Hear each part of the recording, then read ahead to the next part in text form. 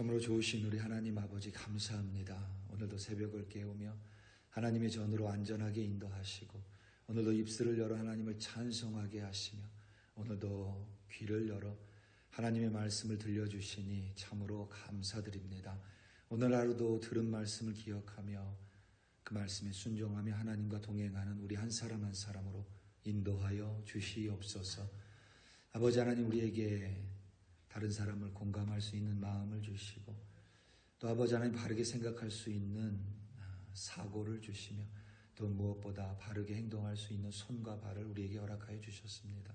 오늘도 아버지 하나님, 내 의미대로 내 원하는 대로가 아니라 하나님의 말씀대로 느끼며 하나님의 말씀대로 사고하고 하나님의 말씀에 쫓아 행동함으로 말미암아 오늘도 주님과 함께 승리하는 우리 한 사람 한 사람으로 인도하여 주시옵소서. 감사합니다. 예수님의 이름으로 기도드립니다. 아멘. 고린도전서 11장 27절에서 34절로 주님의 말씀을 증거합니다.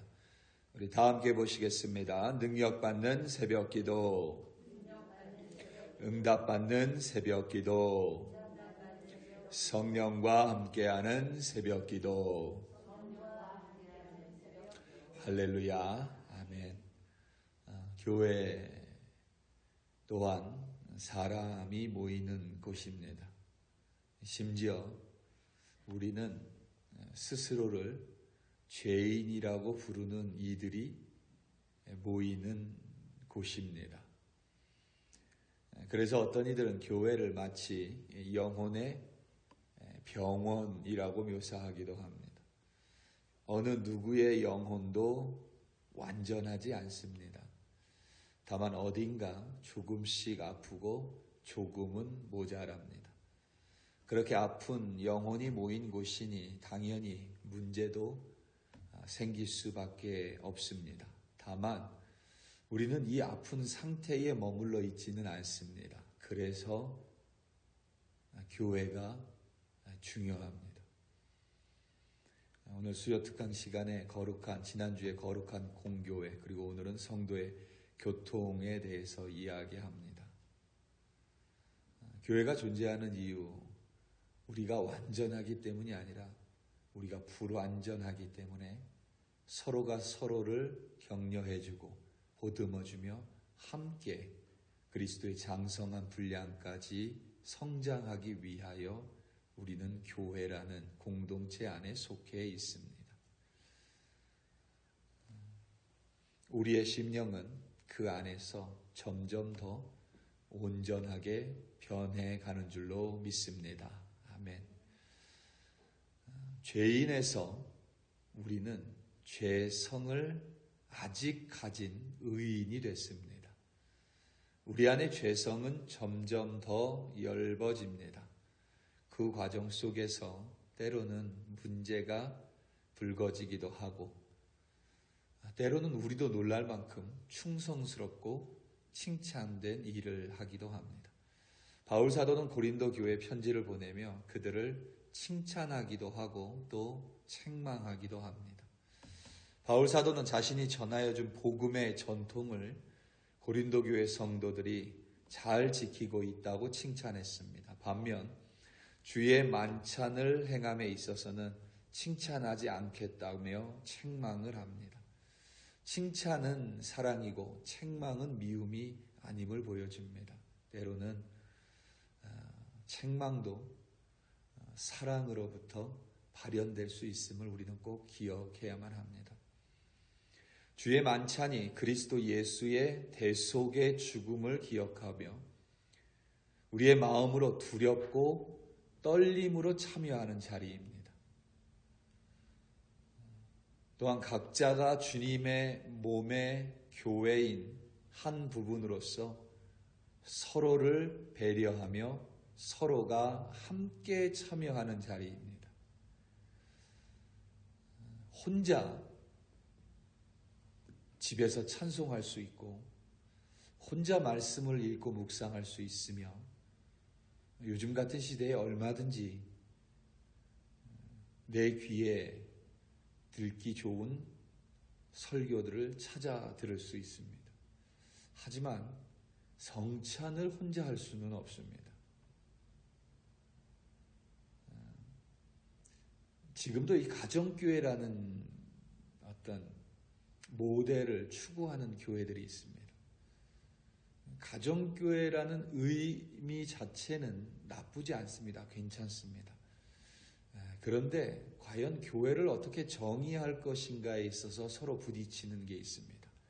그러니까 가정에서 모이는데 그것을 교회라 한다면 그곳에서 성찬 예식을 할 수 있느냐 없느냐가 아주 중요한 기준 중에 하나입니다. 그런데 가정교회를 표방하는 어떠한 교회도 가정에서 성찬 예식을 거행할 수는 없습니다. 그래서 이것을 교회로 볼 것인가 아니면 스몰 그룹으로 볼 것인가에 대해서 여전히 논쟁이 있습니다.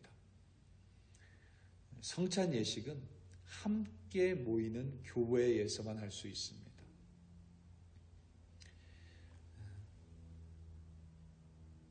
사도 바울은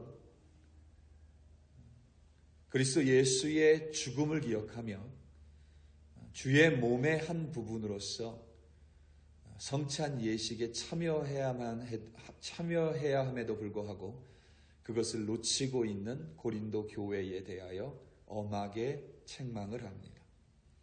거룩하고 사랑해야 할 주의 만찬이 오히려 분열의 시간이 됐고 주변의 판단을 받는 단초를 제공하는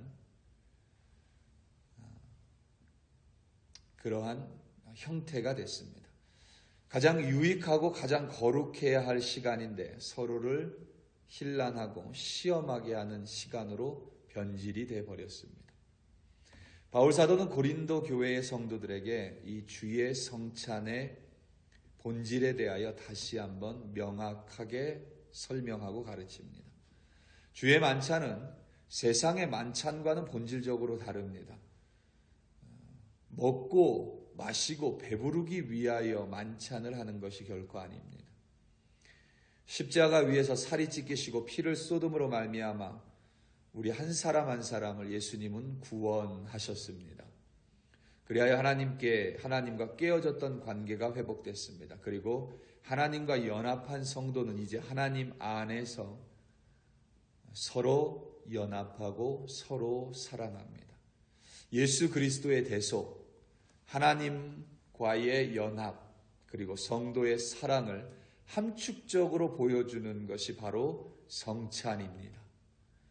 이와 같은 본질이 깨어졌기에 바울 사도는 고린도 교회를 책망합니다. 그리고 본질이 회복되기를 원합니다. 바울 사도는 세 가지를 언급합니다. 가장 먼저 성찬에 있어 바른 태도를 견지해야만 합니다. 오늘 본문 27절에서부터 28절입니다. 그러므로 누구든지 주의 떡이나 잔을 합당하지 않게 먹고 마시는 자는 주의 몸과 피에 대하여 죄를 짓는 것이니라. 사람이 자기를 살피고 그 후에야 이 떡을 먹고 이 잔을 마실지니. 아멘. 성찬을 행할 때 누구든지 주의 빵이나 잔을 합당하게 먹고 마셔야 합니다. 여기서 합당하게라는 우리말의 의미는 자격을 가르치지 않습니다. 예를 들어서 우리가 주의 성찬에 참여할 자격이 있느냐 없느냐, 이것은 우리의 무엇에 있지 않습니다. 그리스도 예수의 십자가 죽음으로 말미암아 우리는 이미 자격을 얻었습니다. 그래서 이것은 자격을 가리키지 않습니다. 여전히 우리는 죄성을 가지고 살아갑니다. 하지만 주의 몸과 피로 인하여 의롭다 칭해 주셨습니다. 그래서 우리는 의로운 죄인입니다. 그의 은혜로 말미암아 성찬에 참여할 수 있습니다. 따라서 합당하게라는 말은 자격이 아니라 태도입니다. 저희 교회에서 성찬식을 할 때마다 27절에 우리말 합당하지 않게를 영어로 unworthy manner라고 읽습니다. 성경이 그렇게 번역합니다. 매너라는 거죠. 태도를 가리킵니다. 합당하지 않은 태도, 바로 그것으로 고린도 교회 성도들은 성찬에 참여했습니다. 바울 사도는 성찬에 참여하기 전에 반드시 자신의 태도를 돌아보라는 겁니다. 이 태도라는 것은 마음가짐입니다. 태도는 단지 겉으로 드러나는 형태가 아니라 마음의 문제입니다. 내가 어떤 사람에게 무례하게 군다면 그 사람을 별로 탐탁치 않게 여기거나 그 사람이 얄미울 때 우리는 좀 날카롭고 무례하게 대하는 것 같습니다. 그래서 태도는 마음의 문제입니다. 성찬에 참여하는 바른 태도를 가져야 한다고 바울 사도는 당부합니다. 바른 태도는 바른 마음가짐입니다. 그래서 바른 태도를 견지한다는 것은 자기 마음을 들여다보는 것입니다. 자기를 살피고 성찬에 참여합니다.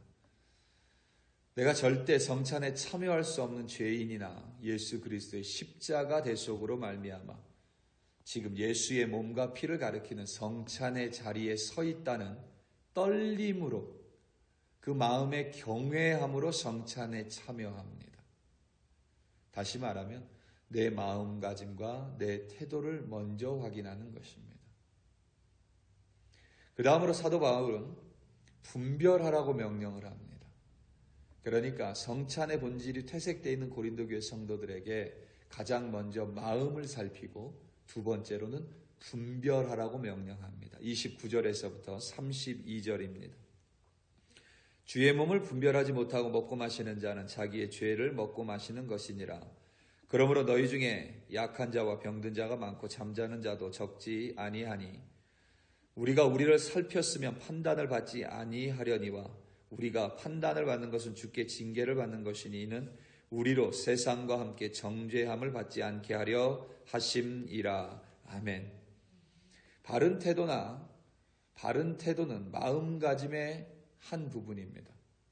마음가짐입니다. 그리고 그것은 자기 자신에 관한 부분입니다. 그러니까 내 마음이죠. 내 마음으로 먼저 살피고 성찬에 참여합니다. 그리고 바울 사도는 분별하라고 명령합니다. 정확하게 주의 몸을 분별하라고 명령합니다. 태도가 마음과 관련이 있다면 분별은 사유와 사고의 영역입니다. 다시 말하면 생각하는 것입니다. 바른 생각을 가리킵니다. 특별히 주의 몸에 있어서 바르게 사고해야만 합니다. 무슨 말이냐면 내가 그리스도 예수의 십자가로 말미암아 주의 몸의 한 부분이 됐음을 내가 잊지 않고 생각한다면 지금 나와 성찬에 참여하는 주의 만찬에 참여하는 저 사람도 주의 몸의 일부분입니다. 그러니까 내가 저 사람을 찌르면 그리스도를 아프게 하는 것이고 그리고 결국에는 그것이 나를 아프게 하는 겁니다. 내가 운전을 잘못했다고 해서 내 손이 운전을 잘못했다고 해서 내 왼손을 내 오른손으로 치면 내 손이 아픈 겁니다. 그와 같이 주의 몸을 분별하라는 겁니다. 그렇지 않으면 성찬, 곧 가장 거룩한 만찬에 참여함으로 말미암아 도리어 자기의 죄를 먹고 마시는 어리석은 자가 될 수 있다고 경고합니다.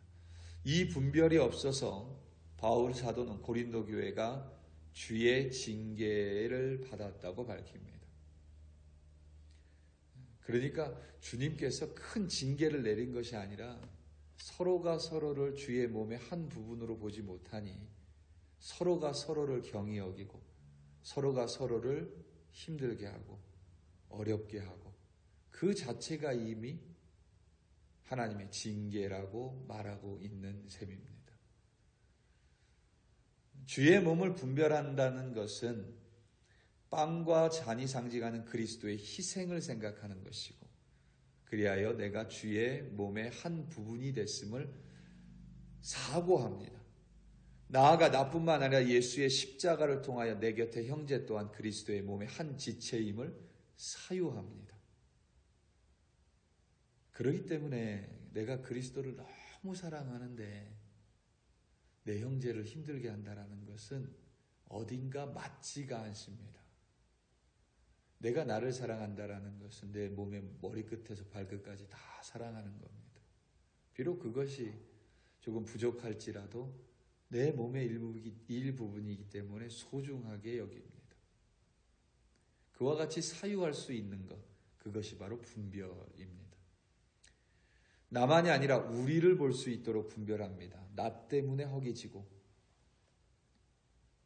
나 때문에 배고픔에 시달리는 성도, 그리고 나 때문에 시험 드는 누군가를 볼 수 있는 것, 그들이 바로 그리스도의 몸임을, 지체임을 볼 수 있는 것, 나와 다른 이 또한 그리스도의 크신 은총을 받은 자임을 사고할 수 있는 것, 그것이 바로 분별입니다. 마지막으로 바울 사도는 행동하라고 당부합니다. 33절에서부터 34절입니다. 그러므로 형제들아, 먹으러 모일 때에 서로 기다리라. 만일 누구든지 시장하거든 집에서 먹을지니 이는 너희의 모임이 판단받는 모임이 되지 않게 하려 함이라. 그 밖의 일들은 내가 언제든지 갈 때에 바로 잡으리라. 아멘. 여러분들이 누군가를 사랑하고 싶을 때, 어떻게 사랑해야 될지 모를 때, 나는 정말 사랑하고 싶은데 뭐부터 해야 될지 모를 때, 이 사도 바울의 말씀을 한 번만 기억해 보시기 바랍니다. 기다리라. 정말 내가 누군가를 사랑하고 싶을 때 한번 그 사람을 기다려 보시기 바랍니다. 그 사람의 말이 끝날 때까지, 그 사람이 하는 행동이 끝날 때까지, 그 사람이 올 때까지, 그 사람이 내 옆에 설 때까지 한번 기다려 보시기 바랍니다. 기다리는 것처럼 큰 사랑이 없습니다. 몸이 아픈 사람을 기다려주는 것, 내가 배가 고픔에도 불구하고 배고픈 형제자매를 기다려주는 것, 그리고 걷기가 힘든 사람을 기다려주며 보폭을 맞춰서 걸어가는 것. 바울 사도는 주의 만찬에 참여할 때 서로 기다리라고 말합니다. 이것이 바로 서로 배려하고 서로 사랑하는 의미입니다. 우리는 혼자 갈지 않습니다. 우리는 더불어 살아가는 존재들입니다. 우리가 가장 못하는 것 중에 하나가 기다림이죠. 자녀들은 부모를 기다리지 못하고 부모는 자녀를 기다리지 못합니다. 기다리는 것만으로도 얼마든지 사랑은 표현됩니다. 바른 태도, 그러니까 바른 마음, 그리고 바른 사고만으로는 때로는 부족합니다. 그것이 반드시 행위로 이어질 때, 그러니까 사랑의 행위, 기다림의 행위로 이어질 때 비로소 우리는 그리스도 예수 안에서 온전해질 줄로 믿습니다. 우리 사랑하는 성도 여러분, 우리는 교회 생활을 하면서 비단 성찬 예식뿐만 아니라 때로는 여러 문제들을 마주할 때 있습니다. 그럴 때 오늘 사도 바울의 말씀을 기억하시기 바랍니다. 그리고 여러분들이 교회뿐만 아니라 일상생활을 살아가면서도 오늘 사도 바울의 말씀을 기억하시기 바랍니다. 바른 마음을 가지시고 또 바르게 사고하시고, 그리고 그것에서 비롯된 바른 사랑으로 말미암아 우리는 바른 그리스도의 사람으로, 그리스도인으로 살아갈 수 있으리라 믿습니다. 오늘도 거짓 감정이 마음을 채우거든 예수 그리스도의 이름으로 물리치시고, 거짓된 생각이, 부정적인 생각이 내 머리를 채우거든 예수의 이름으로 물리치시고, 바른 마음과 바른 생각으로 바르게 행동함으로 말미암아 승리하는 여러분들 되시기를 예수님의 이름으로 축원합니다. 다 함께 기도하시겠습니다. 오늘 이 시간 들은 말씀 가지고 기도하겠습니다. 늘 교회에 문제는 있습니다. 교회뿐만 아니라 우리는 가정에서도 문제를 마주합니다. 그때마다 우리 마음 가운데 거짓된 감정이, 그리고 우리 생각에 부정적인 생각이 가득 채워질 수 있습니다. 그때마다 오늘 말씀을 기억하시기 바랍니다. 예수 그리스도를 기억함으로 말미암아 바른 마음을 품으시고, 십자가를 기억함으로 말미암아 바르게 분별하시고, 그리하여 바르게 행함으로 말미암아 승리하는 우리 한 사람 한 사람 되게 해달라고 주여 한번 부르시고 합심하여 기도합니다. 주여,